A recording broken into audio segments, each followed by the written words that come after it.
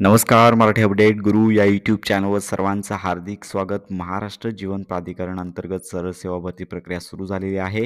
येथे वेळापत्रक पाहू शकता की 20 तारखेपासून ऑनलाईन फॉर्म सुरू झालेले आहेत. 19 तारखेपर्यंत तुम्हाला हे अर्ज करता येणार आहेत. चला तर याची संपूर्ण माहिती घेऊया. तर एकूण पदसंख्या पाहू शकता. येथे पहिलं पद आहे अंतर्गत लेखा परीक्षक अधिकारी. त्यानंतर वरिष्ठ लेखा अधिकारी गट अ एकूण 2 पदे आहेत. वेतन पाहू शकता की 56,000 पासून लाखापर्यंत आहे आणि याच्यामध्ये पाहू शकता की सेकंड क्लास मास्टर रेट पाहू शकता की post graduation degree in higher second class in commerce पाहू शकता किंवा समतुल्य क्वालिफिकेशन चालणार आहे आणि लक्षात घ्या की 10 वर्षाचा अनुभव supervisor capacity and who is not above 45 years of age म्हणजे 45 वर्षापेक्षा जास्त वयोगट नसलं पाहिजे. त्यानंतर दुसरं पद आहे लेखा अधिकारी गट ब एकूण 3 पदे आहेत. डिटेल माहिती या बॉक्समध्ये कॅटेगरीनुसार विवरण देण्यात आलेलं आहे. वेतन 21,000 पासून ते लाखापर्यंत आहे आणि लक्षात घ्या याच्यामध्ये देखील लक्षात घ्या की शैक्षणिक पात्रता पाहू शकता की second class master degree in commerce तुम्ही उत्तीर्ण असलं पाहिजे. समतुल्य देखील चालणार आहे आणि 5 वर्षापेक्षा कमी अनुभव नसावा. अकाउंटिंगचा अनुभव पाहिजे 5 वर्षापेक्षा जास्त असला पाहिजे. 5 वर्ष देखील चालणार आहे. त्यानंतर तिसरं पद आहे सहाय्यक लेखा अधिकारी गट ब एकूण 6 पदे.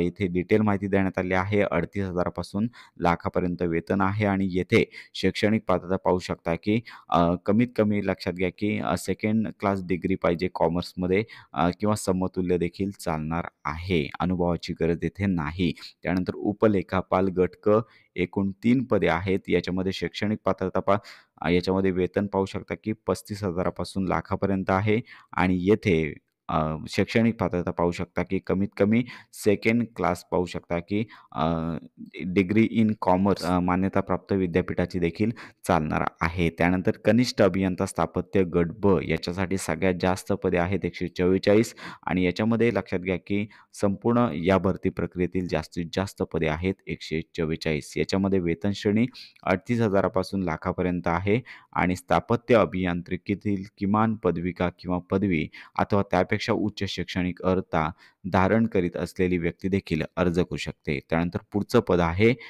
कनिष्ठ अभियंता यांत्रिकी गट ब एकूण 16 पदे. यासाठी वेतन श्रेणी आहे 38,600 पासून लाखापर्यंत आहे आणि शैक्षणिक पात्रता ज्यांनी शासनाच्या महाराष्ट्र राज्य तंत्र शिक्षण मंडळाकडून प्रदान करण्यात आलेल्या मेकॅनिकल इंजिनिअरिंग किंवा ऑटोमोबाईल इंजिनिअरिंग किंवा प्रोडक्शन इंजिनिअरिंग किंवा प्रोडक्शन टेक्नॉलॉजी यामधील किमान 3 वर्षाचा जो कालावधीची जी पदविका आहे ती उत्तीर्ण केलेली असली पाहिजे. त्यानंतर पुढचं पद आहे उच्च श्रेणी लघुलेखक गट ब एकूण 3 पदे आहेत. शैक्षणिक वेतन श्रेणी पाहू शकता की 41,000 पासून लाखापर्यंत आहे आणि माध्यमिक शालांत परीक्षा म्हणजे पाहू शकता की 10वी परीक्षा उत्तीर्ण असणं गरजेचं आहे आणि ज्याच्याकडे 120 शब्द प्रति मिनिट लक्षात घ्या यापेक्षा कमी नाही इतक्या गतीचे लघुलेखनाचे आणि 40 शब्द प्रति मिनिट यापेक्षा म्हणजे 40 शब्द प्रति मिनिट इंग्रजी टायपिंग असणं गरजेचं आहे किंवा 30 शब्द प्रति मिनिट मराठी टायपिंग असणं गरजेचं आहे. तर ही शैक्षणिक पात्रता तुमच्याकडे असली पाहिजे. त्याच्यानंतर पुढचं पद आहे निम्न श्रेणी लघुलेखक एकूण 6 पदे. याच्याकरता वेतन 38,000 पासून ते लाखापर्यंत आहे. 10वी परीक्षा उत्तीर्ण इंग्रजी लघुलेखन 100 शब्द प्रति मिनिट आणि याच्यामध्ये इंग्रजी टायपिंग 40 शब्द किंवा मराठी टायपिंग 30 शब्द प्रति मिनिट. तर लघुलेखन 100 शब्द तर लघुलेखन 100 शब्द प्रति मिनिट उत्तीर्ण असणे गरजेचं आहे. कनिष्ठ लिपिक किंवा लिपिक टंकलेखक गट क एकूण 46 पदे आहेत. याच्यामध्ये लक्षात घ्या की वेतन श्रेणी 19,000 पासून 63,000 पर्यंत. याची शैक्षणिक पात्रता आहे मान्यताप्राप्त विद्यापीठाची पदवी किंवा महाराष्ट्र शासनाने पदवी समतुल्य म्हणून मान्य केलेली अर्हता. त्याचबरोबर ज्यांनी टायपिंग पाहू शकता की मराठी टायपिंग 30 शब्द प्रति मिनिट आणि इंग्रजी टायपिंग 40 शब्द प्रति मिनिट असणे आवश्यक आहे. 10वं पद आहे सहाय्यक भांडारपाल गट क एकूण 13 पदे आहेत.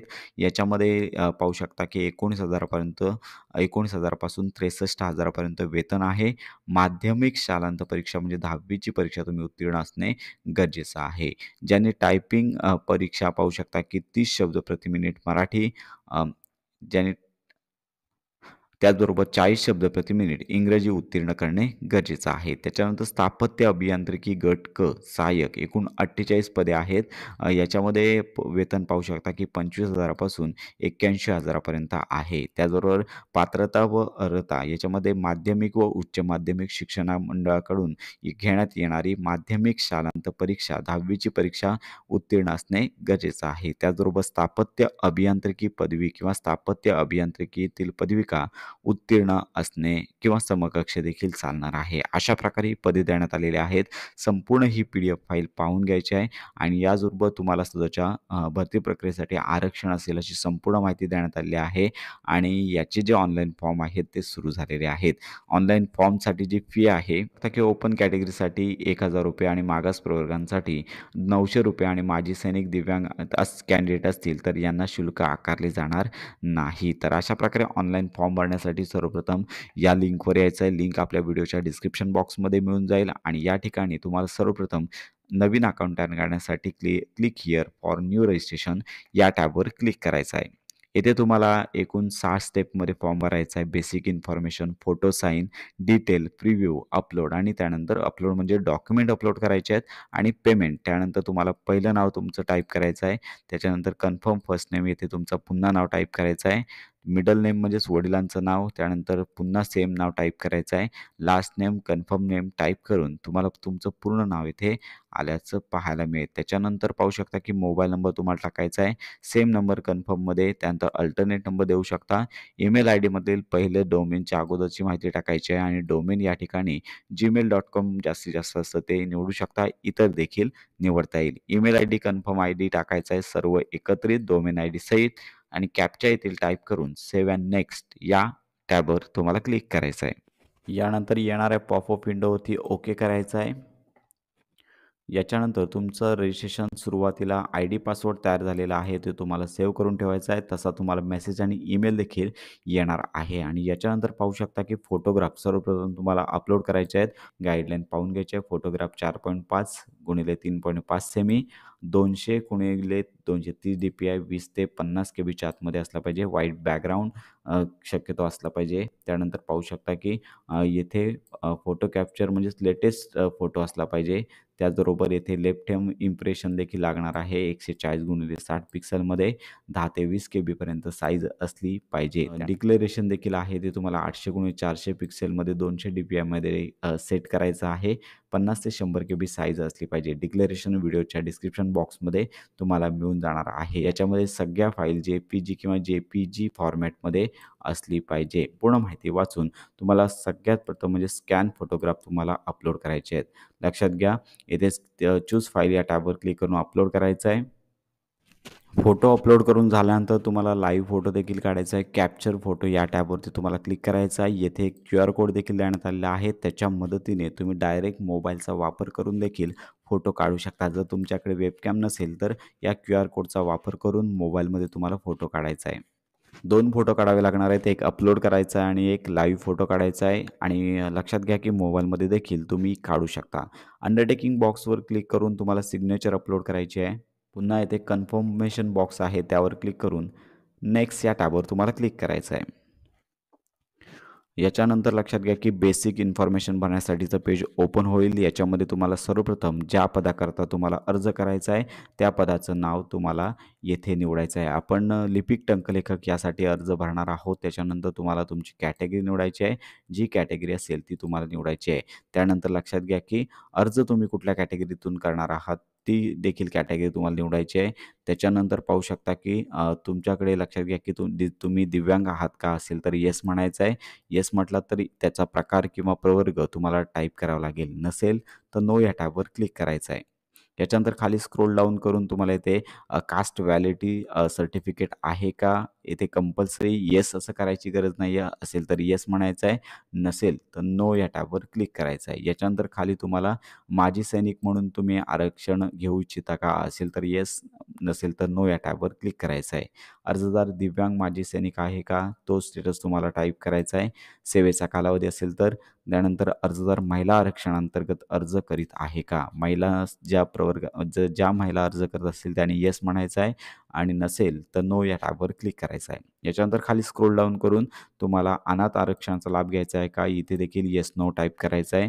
प्रकल्पग्रस्त आहात का? त्यानंतर भूकंपग्रस्त आहात का? त्यानंतर स्वातंत्र्य सैनिकाचे पाल्य आहात का? त्यानंतर 1991ची जनगणना कर्मचारी आहात का? अशी संपूर्ण माहिती तुम्हाला येथे सिलेक्ट करायची आहे. येस, नो या टॅबमध्ये सिलेक्ट करायची आहे आणि त्याच्यानंतर लक्षात घ्या की तुम्ही पदवीधर किंवा पदवीधारक आहात का? ज्यांनी सुशिक्षित बेरोजगारांना सहाय्य या योजनेअंतर्गत किमान 3 वर्षे सरकारी कार्यालयात अंशकालीन कर्मचारी म्हणून तुम्हाला इथे ऑप्शन पाहायला मिळेल. येथे देखील तुम्हाला नो या टॅबवर किंवा येस या टॅबवर क्लिक करायचं आहे. याच्यानंतर तुम्ही महाराष्ट्र जीवन प्राधिकरणचे कर्मचारी आहात का? असेल तर येस, नसेल तर नो. असेल तर येस म्हटलात की पुढे कालावधी वगैरे टाईप करावा लागेल. नसेल तर नो या टॅबवर क्लिक करायचं आहे. महाराष्ट्राचा आदिवासी आहात का? येथे येस म्हणायचं आहे आणि लक्षात घ्या की डोमासेल सर्टिफिकेट क्रमांक न चुकता तुम्हाला टाईप करायचा आहे. याच्यानंतर पाहू शकता की आपण महाराष्ट्र, कर्नाटक सीमा भागातील महाराष्ट्र शासनाने दावा सांगितलेल्या 865 गावातील मराठी भाषिक उमेदवार आहात का? येथे देखील असेल तर येस किंवा नो म्हणायचं आहे. अर्जदार आत्महत्याग्रस्त शेतकऱ्याचे पाल्य आहे का? स्टेटस टाईप करा. त्यानंतर लढाई, लष्करी सेवेत अ, मृत्यू पावलेल्या किंवा अपंग झालेल्या सैनिकाचे तुम्ही कुटुंबातील सदस्य आहात का? स्टेटस जे येस, नो आहे ते निवडायचं आहे. यानंतर पाहू शकता की तुम्ही अल्पसंख्याक म्हणजेच मायनॉरिटी अंतर्गत येतात का? असेल तर येस, नसेल तर नो या टॅबवर क्लिक करायचं आहे. याच्यानंतर तुमचा धर्म निवडायचा आहे आणि त्याच्यानंतर तुमची नॅशनॅलिटी आल्याचं पाहायला मिळेल. त्यानंतर कन्सर्न्ड आधार व्हेरिफिकेशन लक्षात घ्या की होय म्हणायचं आहे. त्यानंतर तुम्हाला तुमचा आधार नंबर टाईप करायचा आहे. त्यानंतर पॅन कार्ड नंबर लक्षात घ्या की असेल तर टाईप करा, अन्यथा गरज नाही आहे. त्याच्यानंतर तुम्हाला 3 परीक्षा केंद्र द्यायचे आहेत.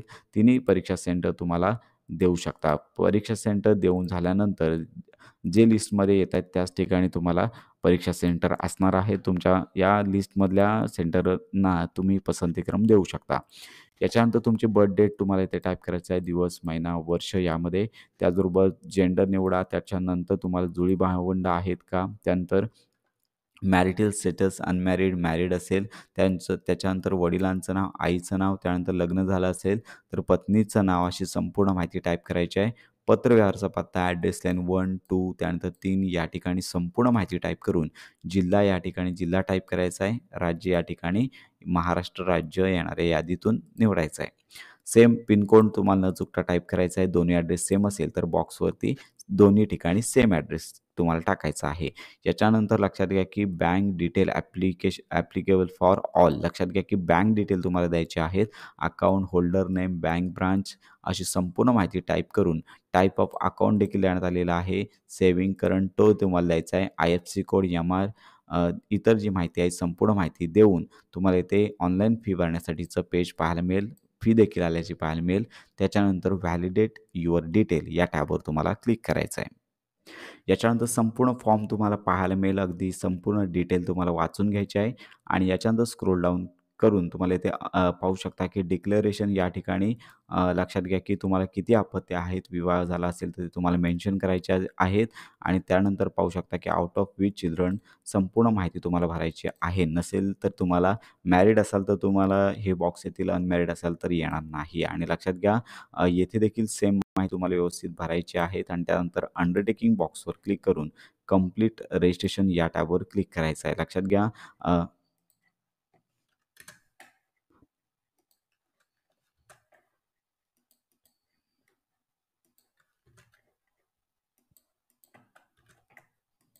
नसेल तर सगळीकडे 0 टाकायचं आहे आणि त्याच्यानंतर कंप्लीट रजिस्ट्रेशन या टॅबवर क्लिक करायचं आहे.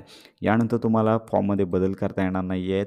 अशा प्रकारे तुम्हाला ओके या टॅबवरती क्लिक केल्यानंतर तर अशा प्रकारे डॉक्युमेंट अपलोड करण्यासाठीचं पेज ओपन होईल. लेफ्ट टर्म इम्प्रेशन त्यानंतर हँड रिटन डिक्लेरेशन तुम्हाला अपलोड करायचं आहे. हँड रिटन जे डिक्लेरेशन आहे आपल्या व्हिडिओच्या डिस्क्रिप्शन बॉक्समध्ये तुम्हाला पाहता येणार आहे. संपूर्ण माहिती अपलोड केल्यानंतर कॅप्चा टाईप करून सेव्ह अँड नेक्स्ट या टॅबवर तुम्हाला क्लिक करायचं आहे. तुम्हाला फी पेमेंटचं साठीचं पेज ओपन होईल. अमाऊंट पाहायला मिळेल. कॅप्चा टाईप करून पुन्हा तुम्हाला सबमिट या टॅबवरती तुम्हाला क्लिक करायचं आहे. ओके टॅबवरती क्लिक करायचं आणि अशा प्रकारे तुम्हाला फी पेमेंट करण्यासाठीचं पेज तुम्हाला ओपन होईल. तर अशा प्रकारे तुम्हाला पेमेंट करून घ्यायचं आहे आणि याच्यानंतर तुम्हाला तुमचा फॉर्म आहे तो पेमेंट करून झाल्यानंतर जो फॉर्म येईल तो तुम्हाला सेव्ह करून ठेवायचा आहे. तर अशा प्रकारे तुम्हाला या भरतीकरता अर्ज करता येणार आहे. तर अशा प्रकारे ही महत्त्वाची माहिती संपूर्ण महाराष्ट्रातील विद्यार्थ्यांपर्यंत नक्की शेअर करा. त्यानंतर क्यूआर कोड अशा प्रकारे सगळ्यांचा वापर तुम्ही करू शकता. तर अशा प्रकारे ऑनलाईन फॉर्म, विविध योजना या संदर्भात खात्रीशीर माहितीसाठी आपल्या चॅनलच्या कनेक्टमध्ये राहा.